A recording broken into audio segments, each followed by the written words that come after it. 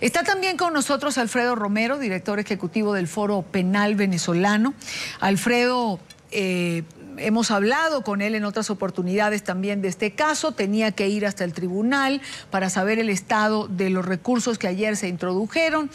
¿Qué se está haciendo en este momento, doctor Romero? ¿Qué se está solicitando? Hay una solicitud de una medida humanitaria. ¿Cuál es el proceso que viene?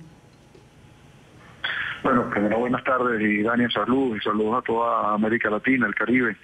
Bueno, fíjate, nosotros, ya ella, la esposa pues, de Marcelo Croato, con quien por cierto estuvimos ayer pues, conversando con él y con ella pues en la propia cárcel, ella ya te ha contado un poco lo que ha sucedido, ¿no? Nosotros, y esto es importante tomar en cuenta que ya hace 3 semanas, o ya más de 3 semanas, se solicitó una medida humanitaria. Y ese es el punto aquí, ¿no?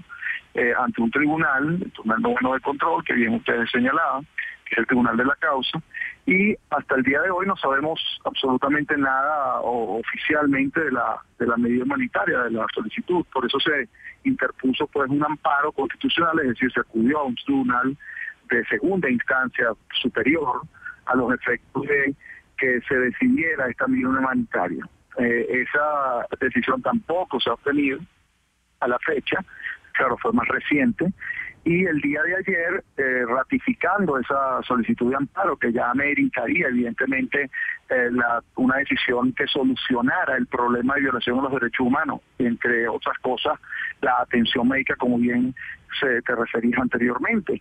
Pero ahora una situación de mayor gravedad, ya que el hecho de que haya habido un atentado pues de suicidio por parte de él, que haya habido un intento de suicidio por parte de él, requiere obligatoriamente en cualquier lugar del mundo, existe un protocolo que cuando una persona en una cárcel, donde el Estado es el que debe resguardarlo, tiene una situación de este tipo tan grave que intenta suicidarse, requiere además una atención especializada psiquiátrica, o incluso la dotación de algún fármaco a los efectos de calmar a la persona.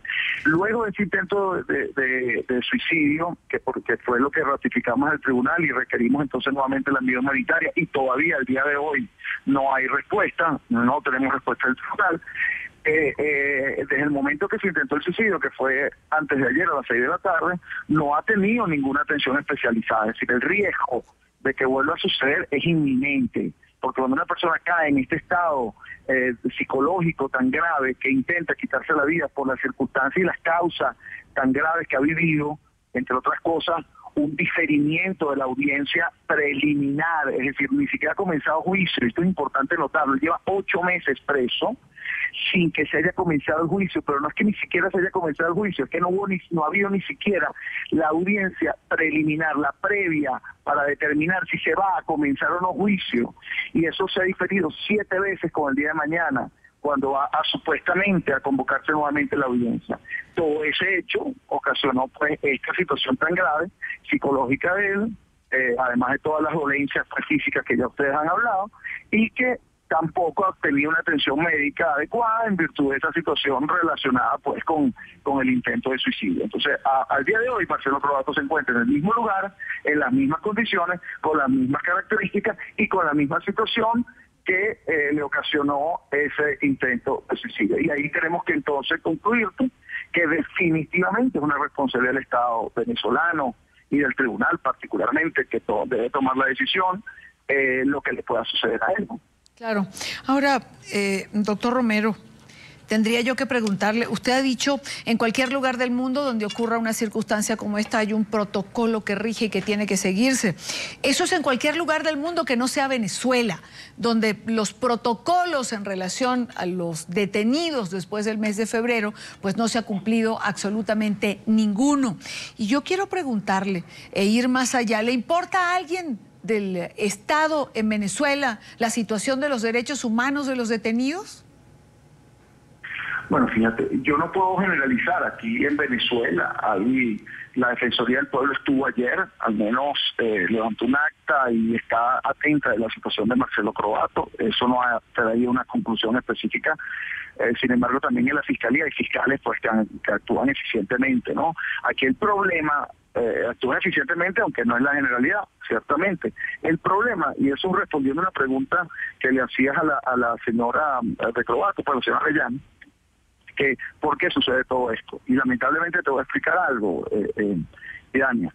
Cuando se trata de presos políticos en este país, lamentablemente ya la prisión no es simplemente la privación de libertad, sino la prisión se ha convertido en un esquema de tortura física y psicológica, claro, con los efectos de dañar, de agredir a esa persona y de arremeter contra ella con ensañamiento por ser o por tratarse de un disidente político. En lo que respecta a Marcelo Croatto, y esto es importante hacerlo notar, no solo se trata de un abogado que debe ser respetado sus derechos humanos, un ciudadano, etcétera, sino que el propio Marcelo Croatto fue defensor de estudiantes que participaron en las manifestaciones y desde el 12 de febrero vino asistiendo estudiantes. Muchas de las causas que él asistió por el hecho de que cuando fue un allanamiento sin orden judicial, sin que hubiera cometido ningún delito, fue detenido, muchas de las causas quedaron sin abogado, porque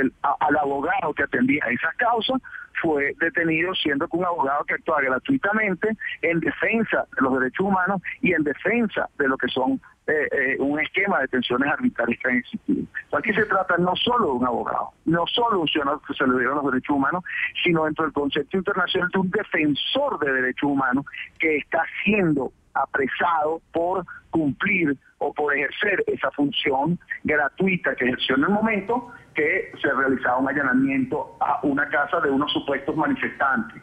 Esto te lo digo porque sí. Evidentemente aquí vemos una arremetida contra claro. contra un defensor de derechos humanos.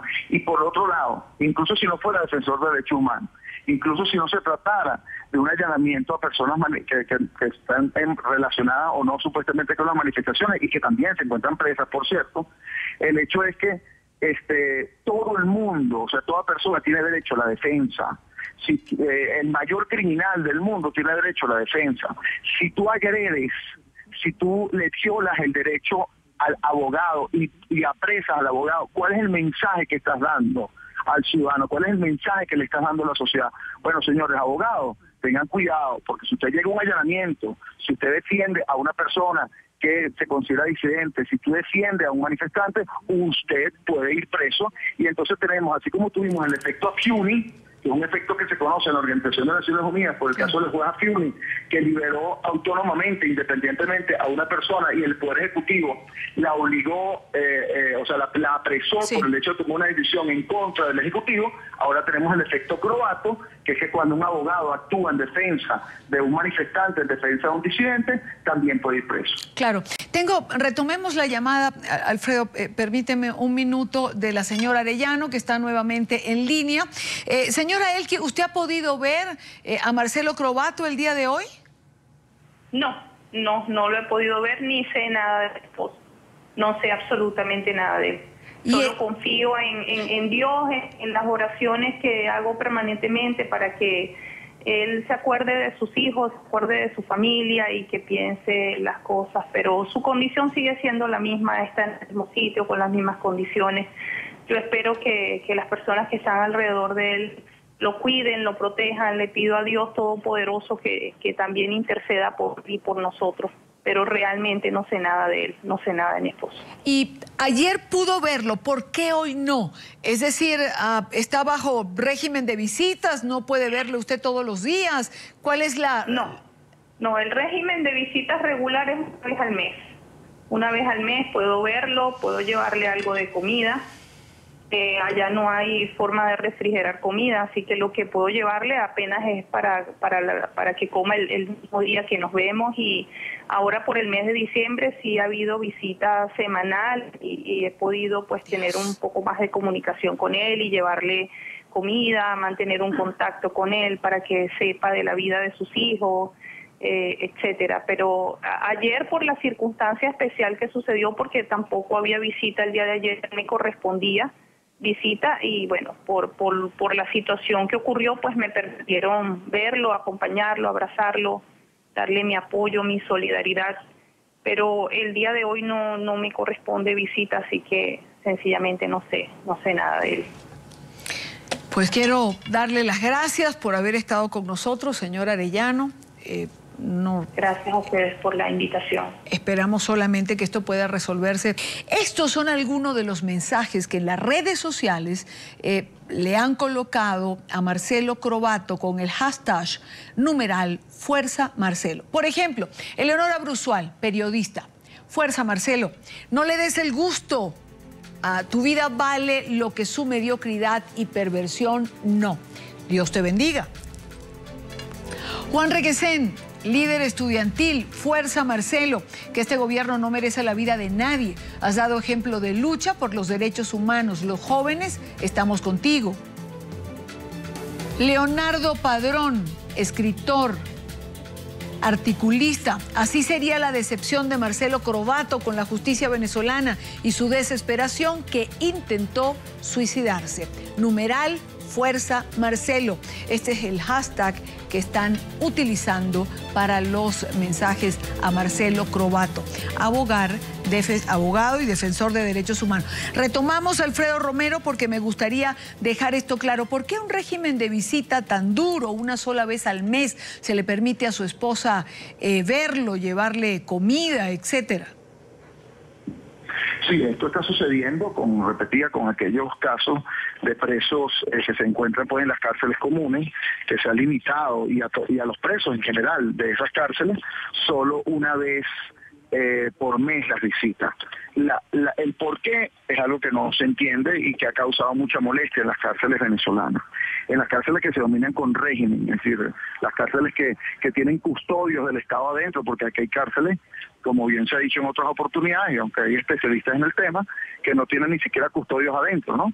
Y en esas cárceles hasta es más libre la situación.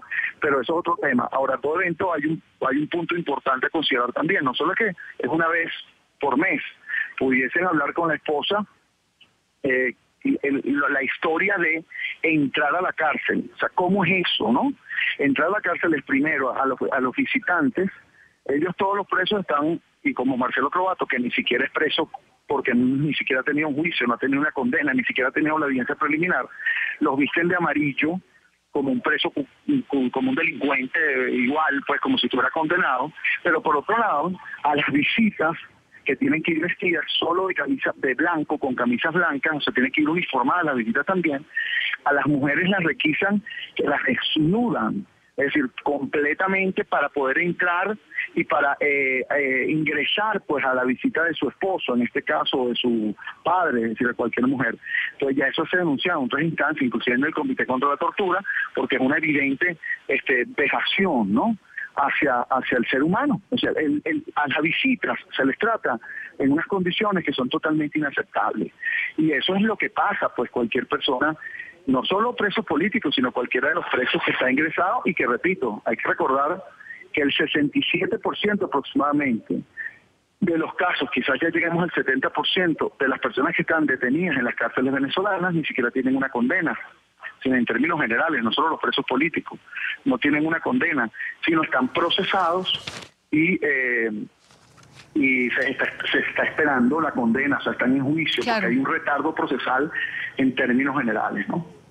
Quiero agradecer a Alfredo Romero, director ejecutivo del Foro Penal Venezolano, por estar con nosotros en la tarde. Gracias, Alfredo. A la orden. Muchas gracias a ustedes.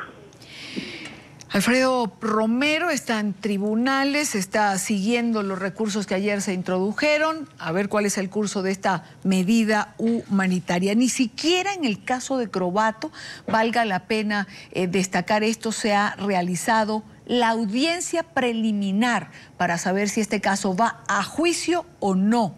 Ha sido pospuesta 7 veces y lamentablemente atentó contra su vida.